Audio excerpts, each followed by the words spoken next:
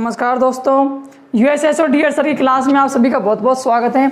आज हम आपको बताएंगे कि पृथ्वी पे मानव का जो उद्भव हुआ है, मानव का जो जन्म हुआ है वह कैसे हुआ है। साथ में हम आपको ये भी बताएंगे कि डायनासोर है उसका अंत कैसे हुआ पृथ्वी से, और अगर डायनासोर का अंत नहीं होता तो पृथ्वी पर हमारी उत्पत्ति भी नहीं होती। ठीक है, और हम आपको ये भी बताएंगे कि सबसे गर्म ग्रह कौन सा ये भी बताएंगे। साथ में ये भी बताएंगे कि कुल कितने चंद्रमा हैं। ठीक है, हमारे पास कुल कितने चंद्रमा है और चंद्रमा अपनी जो कलाकृति है वो तो दूसरी वीडियो में बताएंगे। इसमें हम आपको यही बताएंगे मानव की उत्पत्ति कैसी। बहुत मोस्ट वीडियो है, सही आ रही नहीं, बहुत इंपॉर्टेंट वीडियो है, तो जितना हो सके इसे शेयर करना है और पूरी देखना है। देखो, तो अब हम आप पर शुरुआत कहाँ से करेंगे। देखो, जो आपको ग्राफिक्स में नजर आएगा उस पर ध्यान रखना। जो डायनासोर अगर उसका अंत नहीं होता तो क्या होता। ठीक है, ये हमारा क्या है, ये हमारा सौर मंडल है। ठीक है, सौर मंडल में सबसे हमारे होता है सूर्य होता है। ठीक है ना, और उसके बाद बुध होता है। ठीक है ना, और यहाँ और जो इधर की तरफ होता है वो हमारा इधर होता है बृहस्पति, और बृहस्पति क्या होता है मंगल। ठीक है ना, बृहस्पति और बृहस्पति का क्या होता है मंगल। इस बृहस्पति और इस मंगल इन दोनों के बीच में कई क्षुद्र ग्रह होते हैं, छोटे छोटे। ठीक है, ये क्षुद्र ग्रह क्या करते हैं, जब सूर्य होता है, ठीक है, तो सूर्य के साथ आपने सुना होगा कि सभी ग्रह चक्कर लगाते हैं, सूर्य के साथ सभी ग्रह घूमते हैं। ठीक है ना, पृथ्वी उनमें से एक ग्रह और वो भी साथ में घूमती है। तो जब सारे ग्रह साथ में चक्कर लगाते हैं तो जो ये क्षुद्र ग्रह होते हैं, ये क्षुद्र ग्रह भी क्या करते हैं, आपस में चक्कर लगाते हैं। जब ये साथ में अपने चक्कर लगाते रहते हैं तो क्षुद्र ग्रह के आगे यहाँ पर मंगल होता है। ठीक है, और पीछे कौन होता है बृहस्पति। तो यहाँ मंगल होता है, और मंगल क्या है, एक चलित ग्रह, चलायमान ग्रह जो चलते रहता है। तो बीच में क्षुद्र ग्रह रहते हैं। ठीक है, और उधर क्या रहता है, उधर आपके रहते हैं बृहस्पति और यहाँ रहता है मंगल। इनके बीच में क्षुद्र ग्रह होते हैं। जब ये आपस में चक्कर लगाते रहते हैं किसके, सूर्य के, तो कई बार क्या होता है जो ये क्षुद्र ग्रह होते हैं ना, ये आपस में टकरा जाते हैं।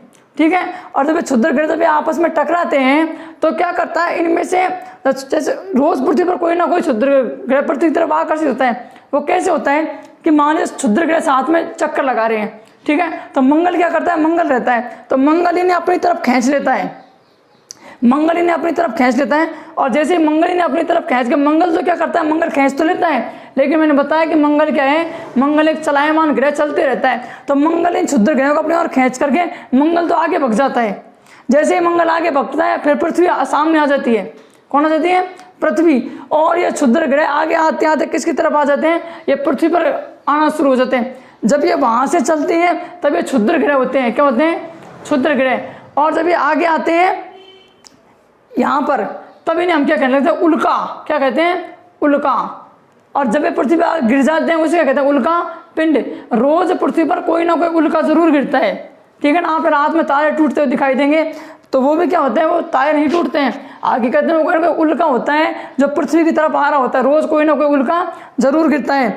अब होता क्या है, ये खींचता क्या, जैसे मानो कि मंगल खींचा, मंगल ससुरा खींच के ऊपर भग गया, मंगल भग गए थे पृथ्वी की तरफ आते हैं। अब पृथ्वी पर क्या है, वायुमंडल के आपने सुना होगा कई सारी परतें हैं।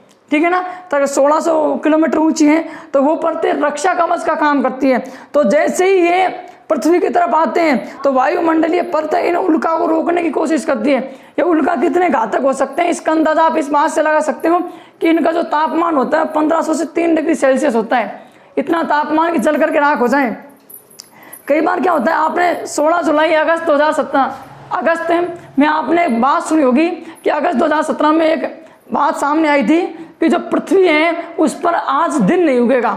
व्हाट्सएप पे लोगों ने इसे बहुत फैलाया था, दिन तो उगा था, लेकिन हुआ ऐसे था कि जो मंगल ग्रह था उसने क्या किया कि जो क्षुद्र ग्रह जा रहे थे वो आपस में टकरा गए। जैसे क्षुद्र ग्रह आपस में टकराया, मंगल ने अपनी ओर खींच लिया, मंगल ससुरा अपनी ओर खींच के मंगल तो आगे भग गया। जैसे मंगल खींच के आगे बढ़े वो पृथ्वी की तरफ आ गए। अब ऐसा नहीं कि रात नहीं होती थी, ये ऐसा था क्योंकि उल्का पिंड जो होते हैं उनके अंदर लाइट होती है, वो बहुत ज़्यादा जलती बात है। सोचो अगर 1500 डिग्री तापमान है, इसका मतलब कितना जल रहे हैं वो, तो 1500 से 3000 डिग्री तापमान है तो बहुत ज़्यादा जल रहे हैं। तो बहुत ज़्यादा जलते जलते पृथ्वी की तरफ जब ये आ रहे थे, कौन, ये उल्का, तो इन उल्काओं से तेज रोशनी होती तो ऐसे लगता जैसे दिन है, बाकी हकीकत में रात तो हुई थी। तो इन्हें क्या कहते हैं, लाइट शावर्स कहते हैं। अब हमें कई बार रात में जो तारे टूटते हुए दिखाई देते हैं वो कैसे दिखाई देते हैं, वो तारे हमें वास्तव में तारे नहीं टूटते हैं। कई बार कहते हैं ना कि टूटता तारा देख के मन्नत मांग लो ससुरा मन्नत पूरी हो जाएगी। तो कई 10th वाले मानते हैं कि इस बार 90 बन जाए, ऐसा नहीं होता है। वास्तव में कोई तारे नहीं टूटते हैं, ये उल्का होते हैं जो पृथ्वी की तरफ आते हैं। लेकिन क्यों? क्योंकि इनमें ज़्यादा पावर नहीं होता है, छोटे छोटे उल्का पिंड होते हैं, तो पृथ्वी पर गिरने से पहले ये बुझ जाते हैं। तो हमें जब आसमान से आते हुए दिखाई देते हैं तो ऐसे होता है जैसे तारा टूट रहा हो। हकीकत में कोई तारा नहीं टूटता है। जब ये उल्का पिंड पृथ्वी की तरफ आ रहे होते हैं, इनमें इतनी ताकत नहीं होती, इसलिए रास्ते में क्या हो जाते हैं, ये रास्ते में आकर खत्म हो जाते हैं, हमें लगता है कोई तारा टूटा है। ठीक है, ऐसा ही हमारे एक बार बिहार में गिरा था। तो आप देख सकते हैं बिहार के जो मुख्यमंत्री हैं नीतीश कुमार जी को फिर उल्का पिंड सौंपा गया था। और ये उल्का पिंड किसके पास है? नीतीश कुमार जी, और इन्होंने इसे किस में रखवा दिया था? इसे इन्होंने म्यूजियम में रखवा दिया था। अब डायनासोर का अंत कैसे हुआ? एक हुआ क्या कि जो क्षुद्र ग्रह हैं वो अपनी कक्षा में चक्कर लगा रहे थे लगातार, तब हमारा जन्म नहीं हुआ था। ये बात आज से 6,000 करोड़ वर्ष पहले की है, जब क्षुद्र ग्रह अपने साथ कक्षा में चक्कर लगा रहे थे। ठीक है, तो कई क्षुद्र ग्रह आपस में टकरा गए। टकराने से क्षुद्र ग्रह टकराने से हुआ ये कि इजिप्टा नाम का एक ग्रह था। किस नाम का? इजिप्टा नाम का एक क्षुद्र ग्रह था, जिसकी डायरेक्शन चेंज हो गई। उस समय पृथ्वी पर डायनासोर थे, तो ये इजिप्टा पृथ्वी की तरफ आना शुरू हो गया। ससुरा मंगल खींच लिया और मंगल खींच करके आगे बढ़ गया और ये पृथ्वी की तरफ आना शुरू हो गया। जब ये पृथ्वी की तरफ आना शुरू हुआ तो हुआ ये कि ये कितना डेंजर हो सकता है, इसका अनुमान आप इस बात से लगा सकते हो कि जब ये पृथ्वी की तरफ आ रहा था तो इसका धमाका इतना तेज था कि 20 हाइड्रोजन बम से भी तेज था। तो 20 हाइड्रोजन बम से तेज था ये। तो देखो, जब पृथ्वी पर ऐसे उल्का पिंड आते हैं, जब उल्का पिंड आकर के पृथ्वी की तरफ गिरते हैं तो पृथ्वी पर ये जोर से क्या करते हैं? ये धमाका करते हैं। तो ये धमाका 20 हाइड्रोजन बम के बराबर था। मैं परमाणु बम की बात नहीं कर रहा हूँ, मैं हाइड्रोजन बम की बात कर रहा हूँ। तो ये जब पृथ्वी पर आकर धमाका हुआ, पृथ्वी पर आकर के जब ये गिरे तो पृथ्वी की जो परतें थी वो आपस में क्या हो गई? वो टूटना शुरू हो गई। पृथ्वी की परतें क्या हो गई? इतना तेज धमाका। आज तुम ऐसे सोचो कि कोई मकान है, अगर अचानक मकान का कोई बम भी गिर जाए तो मकान की एक दीवार इधर निकल जाएगी, एक दीवार इधर निकल जाएगी और पत्थर तो ससुर जाना खा उठ जाएगा। पता चलेगा क्या? नहीं चलेगा। तो ऐसे पृथ्वी पर आकर के गिरा तो इसका धमाका इतना तेज था कि जो पृथ्वी की परतें हैं ना, ये टूट के ऊपर उछलना शुरू हो गई और 200 डिग्री सेल्सियस उसका तापमान था। तो जो डायनासोर उड़ने वाले थे वो तो हवा में ही खत्म हो गई, नीचे आ ही नहीं पाए। और जो बच्चे कुच्चे थे वो इतने खतरनाक थे, कोई जीव ही नहीं बचा था, कोई सा जीव नहीं बचा था, लगभग सारे जीव। तो क्यों? क्योंकि जैसे पृथ्वी पर आकर गिरा, पृथ्वी की परतें उड़ना शुरू हो गई और 200 डिग्री क्या था इसमें तापमान था। ये यहाँ मैक्सिको की पहाड़ी के पास आकर के गिरा था। उनकी पहाड़ी मैक्सिको की पहाड़ी के पास आकर के गिरा हुआ था। जब मैक्सिको की पहाड़ी के पास आकर के गिरा तो ये समुद्र के पास आकर के गिरा था।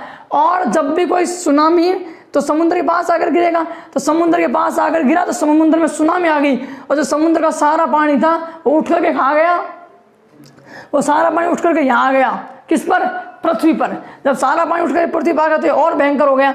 जैसे वो पृथ्वी पर आया तो बड़े बड़े ज्वालामुखी थे, ज्वालामुखियों में भी विस्फोट होना शुरू हो गया। क्यों? क्योंकि धरती की परतें उठी तो ज्वालामुखी उठेंगी। जैसे ज्वालामुखी उठी, इन ज्वालामुखियों से भयंकर क्या निकले?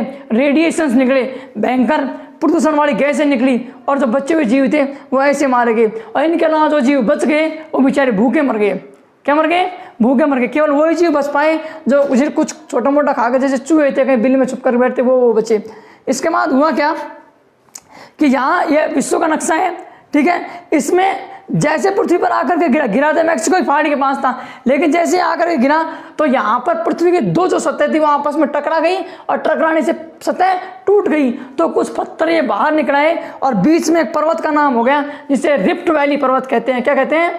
रिफ्ट वैली पर्वत, ठीक है। तो आपके जो मेन चोटी है वो इस रिफ्ट वैली पर्वत पे, तो इस रिफ्ट वैली पर्वत का निर्माण हो गया। अब इस जो पृथ्वी कैसे घूमती है? पृथ्वी पश्चिम से पूर्व की ओर ऐसे घूमती है। तो पृथ्वी ऐसे घूम रही थी, तो पृथ्वी ऐसे घूमती, तो बीच में रिफ्ट वैली आ गई। रिफ्ट वैली एक पर्वत का निर्माण हो गया।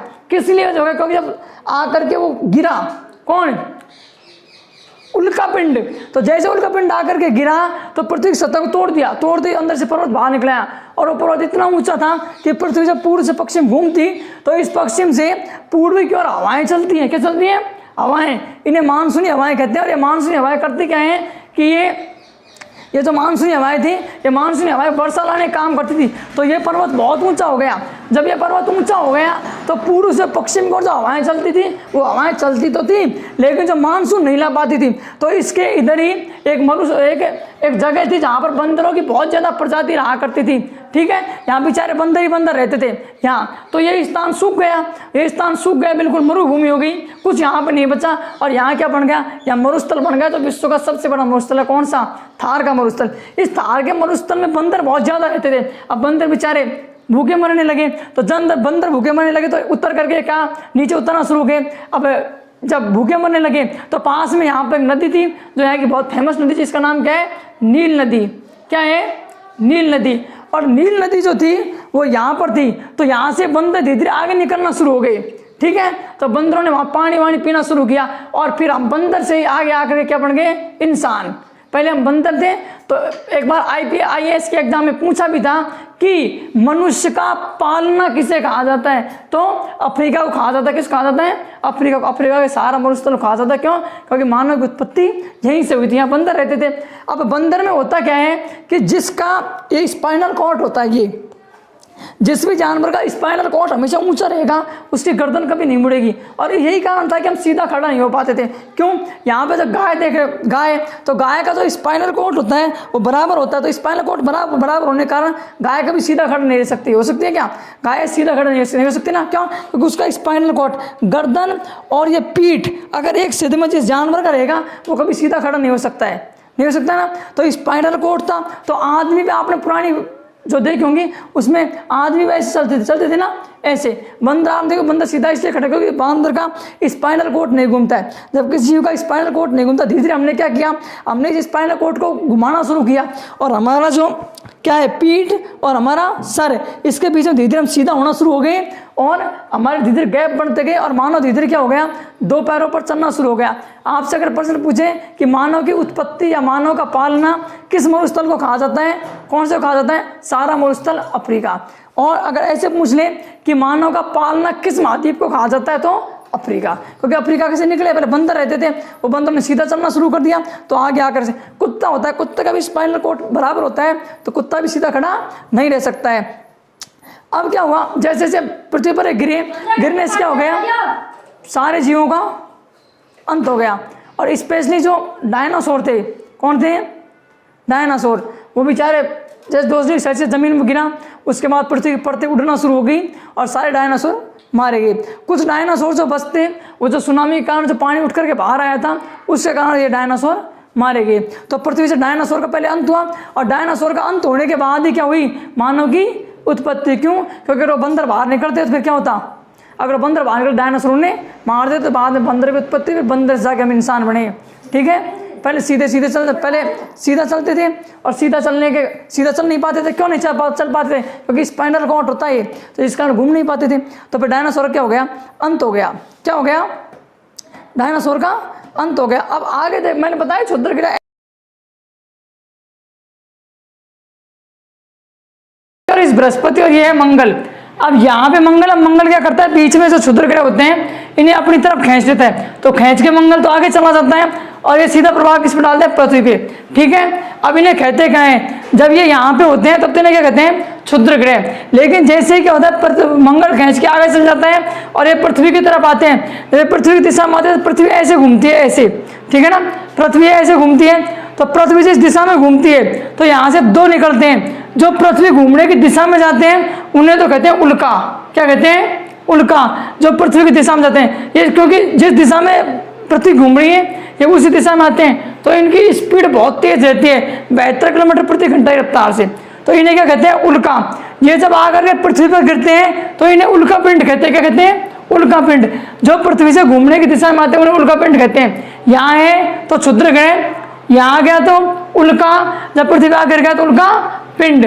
और जो यहाँ से चलता है और जो पृथ्वी की विपरीत दिशा में आता है, इसे क्या कहते हैं, यहाँ तो क्षुद्रग्रह कहते हैं। जब ये आगे आता है तो इसे बोलाइट कहते हैं। क्या कहते हैं, बोलाइट। और जब पृथ्वी पर आगे गिरता है तो इसके कहते हैं टैटलाइट। क्या कहते हैं, टैटलाइट। अब यह पृथ्वी दिशा में होता है। अब इसमें से चमकीला सबसे ज्यादा कौन होता है, तो ये जो बोलाइट होते हैं, जब चमकीले होते हैं, क्यों?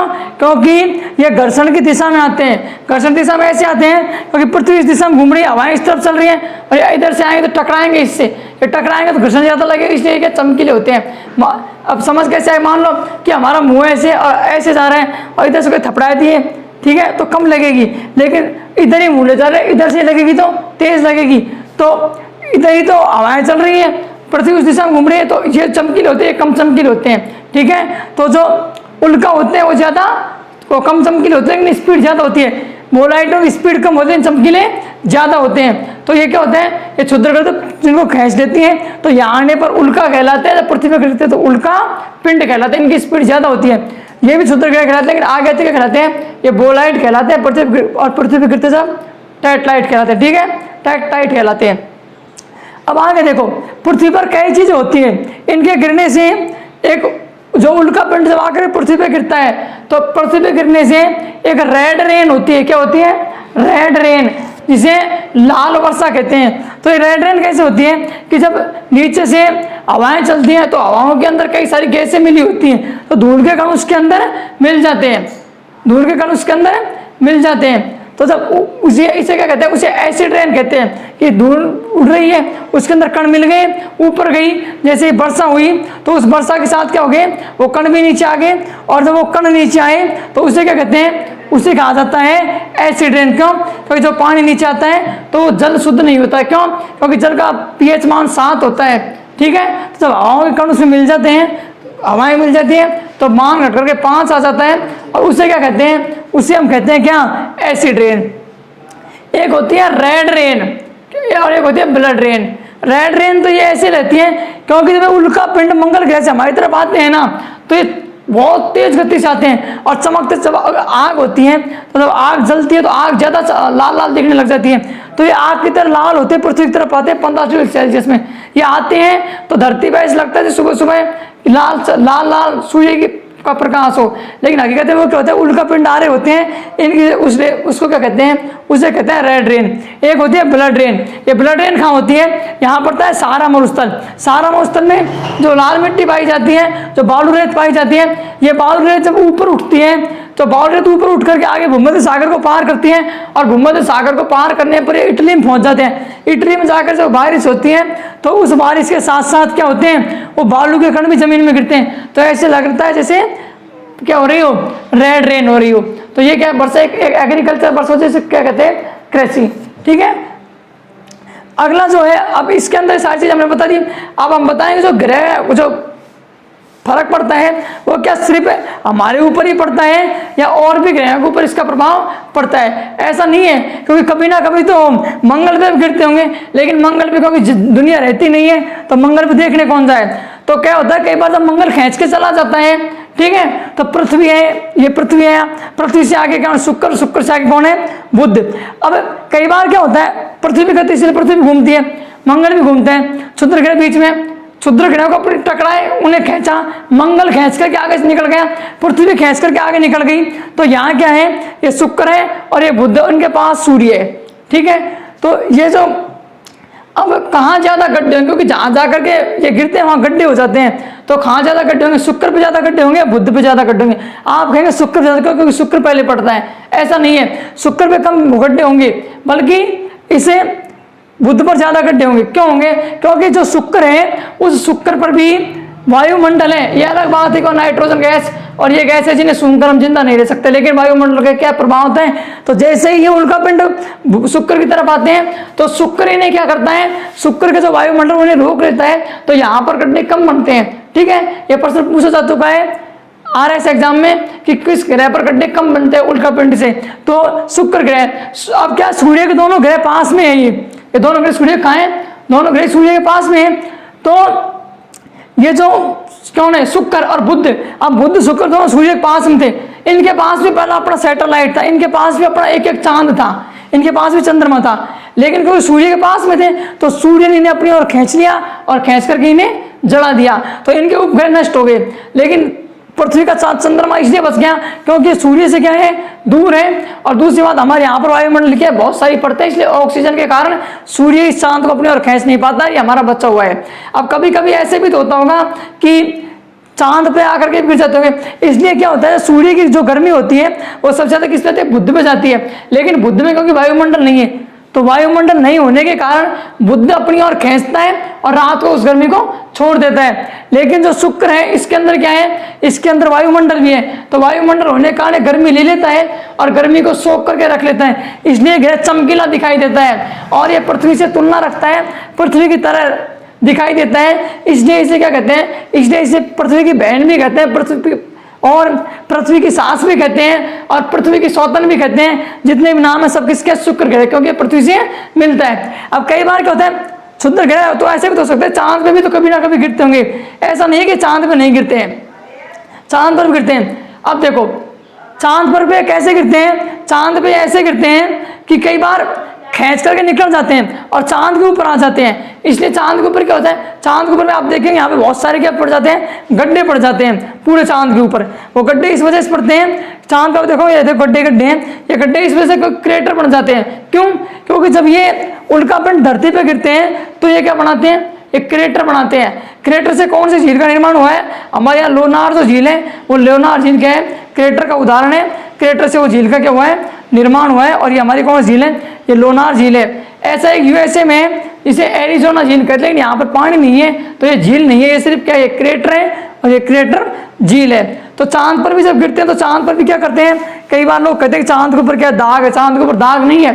चांद जो थोड़ा थोड़ा दाग दिखाई देता है वो ऐसे दिखाई देता है क्योंकि कई बार जो क्षुद्र ग्रह खींच करके आ रहे होते हैं तो ये क्षुद्र ग्रह जाते हैं और चांद पर धमाक धमाक गिरते हैं। तो सबसे ज्यादा गड्ढे किस पे, चांद पर सबसे ज्यादा गड्ढे। क्यों, क्योंकि चांद पे जाकर गिरते हैं तो चांद पर क्या करते हैं, ये गड्ढे गड्ढे खोद देते हैं। इसे चांद में कोई दाग नहीं है, वो गड्ढे हमें बाहर से यहाँ से दिखाई देते हैं, इसलिए ऐसे जैसे चांद क्या हो, दाग हो।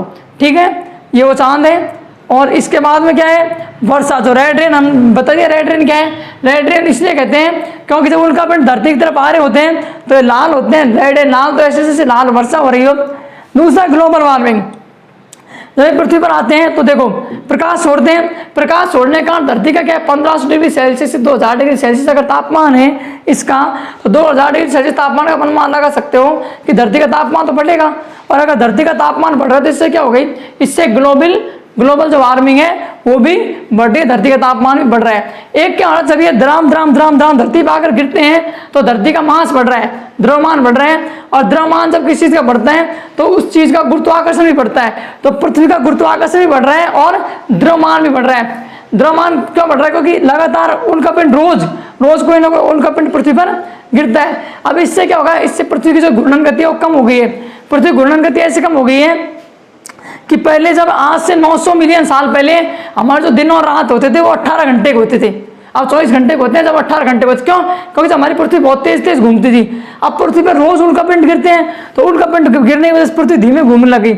ऐसे समझो कि हमारे सर के ऊपर कोई बोझा लाद दीजिए, अब बोझा लाद दो 5 किलो का, तो हम ऐसे घूमेंगे धीरे धीरे ऐसे घूमेंगे, तो धीरे घूमेंगे। तो पृथ्वी से लगातार ये उल्कापिंड कर रहे हैं, इनके गिरने की वजह से पृथ्वी की जो घूर्णन गति है, अब पृथ्वी लुसुर घूम रही है, तो पृथ्वी की घूर्णन गति क्या हो गई, कम हो गई है। आज से 900 मिलियन साल के बाद जो हमारे दिन और रात है वो 30 घंटे के हो जाएंगे, अब 24 घंटे के फिर 30 घंटे हो जाएंगे। ठीक है, क्यों, क्योंकि पृथ्वी का जो घुमाव है वो कम हो जाएगा। इसके बाद होता है झुकाव। पहले हमारी पृथ्वी 21 डिग्री झुकी हुई थी, हमारे जब ऐसे हैं हमारे को ऐसे और बोझ लाद जाएगा, झुकते जाएंगे। तो पहले पृथ्वी 21 डिग्री झुकी हुई थी, उसके बाद लगातार उल्कापिंड गए तब ये 23.5 डिग्री झुक चुकी है। कुछ दिनों के बाद आप देखोगे कि ये कितने डिग्री हो जाएगी, ये झुक करके 24 डिग्री हो जाएगी। जैसे, क्योंकि जब ये गिरते हैं तो पृथ्वी के अंदर हलचल करते हैं। जैसे हमारा जो सबसे ऊंचा पर्वत है कौन सा है, 8848 है ना, माउंट एवरेस्ट। अभी 8848 नहीं, 8850 हो गए, ये बढ़ गया है। क्योंकि उल्कापिंड गिरने की वजह से उसका जो आकार है और बढ़ गया है। तो ये उल्कापिंडों की वजह से होता है। और क्रेटर मैंने आपको बताया कि जो झील बनती है उन्हें क्या कहते हैं, उन्हें हमें क्रेटर कहते हैं। और चंद्रमा की जो कलाएं होती है वो भी इन्हीं कारण क्या होती हैं, प्रभावित होती हैं। तो ये हम आपको समझा दी हैं। ठीक है, और क्लास पूरा हो चुका है। ठीक है, धन्यवाद। जितना हो सके वीडियो को क्या करें, शेयर करें। इसके बाद मैं आपको चंद्रमा की कलाएं बताऊंगा।